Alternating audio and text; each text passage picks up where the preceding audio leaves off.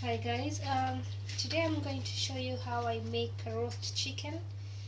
Here I have a full free-range chicken that I bought, and what I do is I'm just tapping off the excess water from it, and I'm using some vegetables with it, some root vegetables.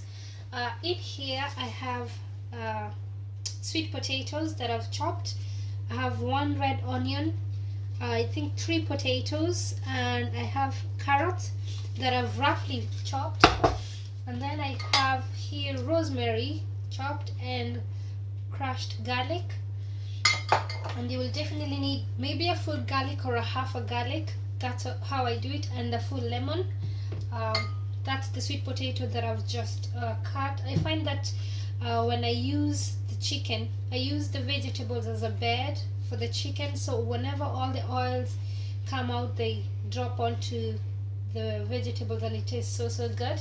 And as well, I'm using paprika, cayenne pepper, and peppercorns, black pepper, sorry, and salt. So first of all, I'm just going to, I think I'll start with the vegetable first. I'm going to salt them. I do it the other way around. Right here. So that, and some chili pepper, cayenne pepper I said. I like spices in my dish, so this one just gives it a little bit of a kick, a hit. So some of that. Paprika. This will take maybe 2 hours to cook. You want the chicken to be fully cooked. And some fresh ground pepper. At this stage, I'm going to add in the, what do you call it, the garlic, crushed garlic, and the rosemary. And then I'm going to drizzle some olive oil, maybe like a tablespoon or so. Just gonna set that aside. Sorry, I'm wearing the gloves because of the chicken. I don't like touching raw meat that much with bare hands, and it's hygienically good to use gloves whenever you're touching raw and fresh vegetables. So that looks pretty good. You can see that the mixture of the paprika and the cayenne pepper and the garlic, it smells lovely. So what you can do with this one as well, you can marinate it earlier in advance, and that one helps for the flavors to intensify. So I'm just gonna set that aside, wash my hands.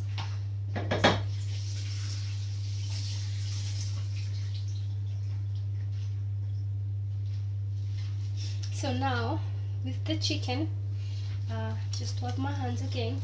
I'm going to put some salt.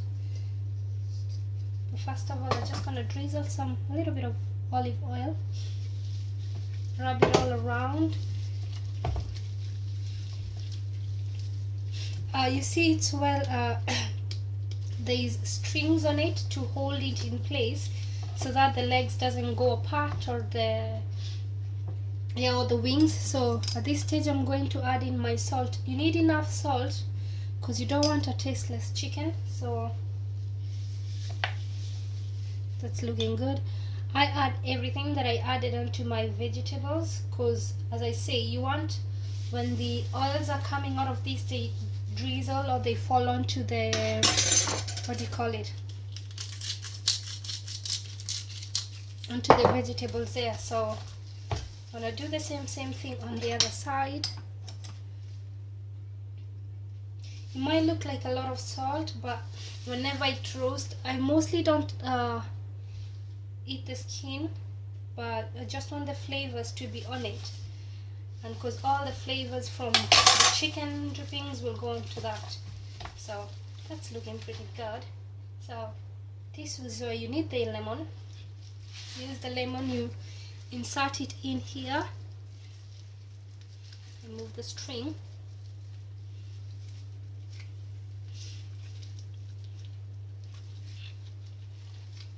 So that's perfect. I might not be able to, because it's not a very big chicken, I might not be able to insert in maybe a garlic, but I was hoping to insert half a garlic or so. So I'm just gonna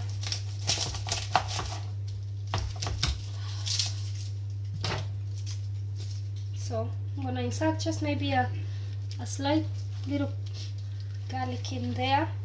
See, it looks pretty good. So I'm just gonna set that aside, put up my gloves, and now I'm gonna assemble everything into my baking tray. So add all your ingredients at the bottom. You can see it's so nice, it smells so good from the fresh garlic, the rosemary.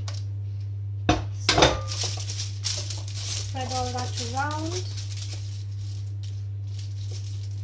I'm already preheating my oven. It's in 200 degrees now, so I'm going to cook it at high temperature now, and then later I'm going to reduce the heat.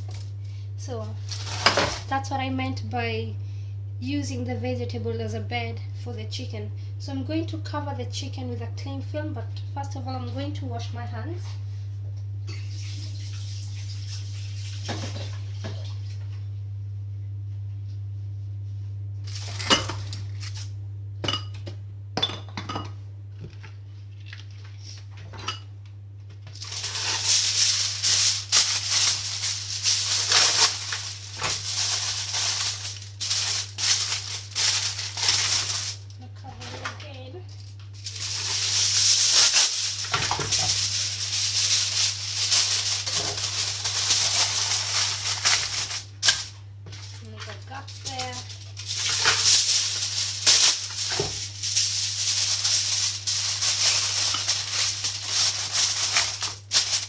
So I'm going to put it in the oven for maybe 45 minutes, and then I'm going to take out the foil and reduce my heat to maybe 180, and then put it back in, and I'll definitely have to keep checking it so that it doesn't burn and all the sides cook. So in the oven 45 minutes, take out the foil and then put it back in again 180 degrees. So we'll see you later, guys, and I'll show you the end results, how it needs to look like. So I've just taken off the chicken from the oven. It's been over an hour, I think an hour and a half. So what I'm going to do, I'm just going to check with my thermometer whether it's reached the right temperature. So I need it to be over 77 degrees. You can see I know the thermometer is a little bit small, but yeah, it's fully cooked. It's actually 87 degrees, so that's perfect. What I'm going to do with this one, I'm just going to let it rest. I'm just going to cover it. What it means by resting a meat, any type of meat, is that you let all the juices come back together, and that way it makes the meat a little bit tender and very moist at the same time. So I'm just going to cover it lightly.